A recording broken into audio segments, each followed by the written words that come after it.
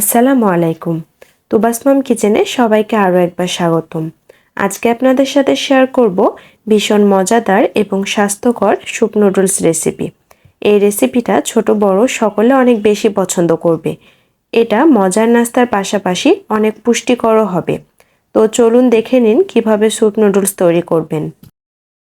Soup noodles রান্নার জন্য প্রথমে চুলায় একটি প্যান বসিয়ে অল্প পরিমাণে রান্নার তেল দিয়ে দিচ্ছি। তারপর দিচ্ছি কয়েকটা রসুন কুচি আর কয়েকটা মরিচ কুচি। তারপর এগুলোকে নেড়ে হালকাভাবে ফ্রাই করে নিতে হবে। এগুলো ফ্রাই হয়ে গেলে এখানে কিছু সবজি দিয়ে দিব। আমি এখানে গাজর, বরবটি আর টমেটো নিয়েছি। এগুলো ছোট ছোট করে একই মাপে কেটে নিয়েছি। তাহলে এগুলো দেখতেও ভালো লাগবে আর একসাথে সেদ্ধ হবে।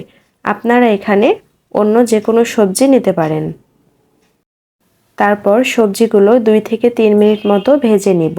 সবজিগুলো খুব বেশি ভাজা যাবে না, তাহলে সবজির কালারটা নষ্ট হয়ে যাবে। এখানে অল্প করে সবজিটা ভেজে নেওয়ার পর হাফ চামচ মতো লবণ দিয়ে দিব। তারপর সবজিটা আরও 1 মিনিট মতো ভেজে নেব। সবজিটা ভাজা হয়ে গেছে। এখন এখানে আমি 3 কাপ মতো পানি দিয়ে দিব। এখানে পানির পরিমাণটা একটু বেশি দিতে হবে, যাতে একই পানিতে সবজিটা এবং নুডলসটা খুব ভালোভাবে সেদ্ধ হয়ে যায়। এখন চুলার হিট মিডিয়াম রেখে সবজিটা ঢাকনা দিয়ে ঢেকে সেদ্ধ করে নেব। ঢাকনা দিয়ে ঢেকে কিছুক্ষণ রান্না করার পর সবজিটা চেক করে দেখব সবজিটা ভালোভাবে সেদ্ধ হয়েছে কি। দেখুন সবজিটা ভালোভাবে সেদ্ধ হয়ে গেছে। এখন এখানে আমি ম্যাগি নুডলস 2 প্যাকেট একটু ভেঙে কুচি করে দিয়ে দিব। আর নুডলসের ভেতর থাকা যে মশলাটা সেটাও দিয়ে দিব। প্যাকেটের এই মশলাটা দিলে নুডলসটা খেতে কিন্তু অনেক বেশি ভালো লাগে। তাই এই প্যাকেটের মশলাটা ফেলে না দিয়ে নুডলস রান্নার সময় অবশ্যই এই মশলাটা দিয়ে দিব। তারপর এটা নেড়ে ভালোভাবে মিশিয়ে দিয়ে ঢাকনা দিয়ে ঢেকে অল্প কিছুক্ষণ রান্না করে নেব। তাহলে নুডলসটা খুব ভালোভাবে সেদ্ধ হয়ে যাবে। এই স্যুপ নুডলসটা খেতে যেমন ভীষণ মজার, তেমনই কিন্তু অনেক বেশি হেলদি।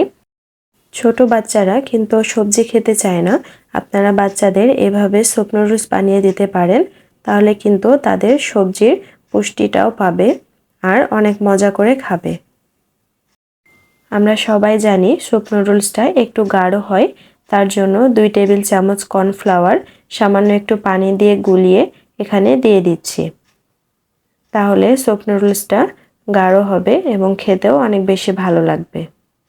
স্যুপ নুডলসটা ঠান্ডা হওয়ার পর পানিটা শুকিয়ে বেশি গাঢ় হয়ে যাবে, তাই এটা একটু পানি পানি থাকতে নামিয়ে নিতে হবে। দেখুন এখানে কীরকমভাবে হয়েছে।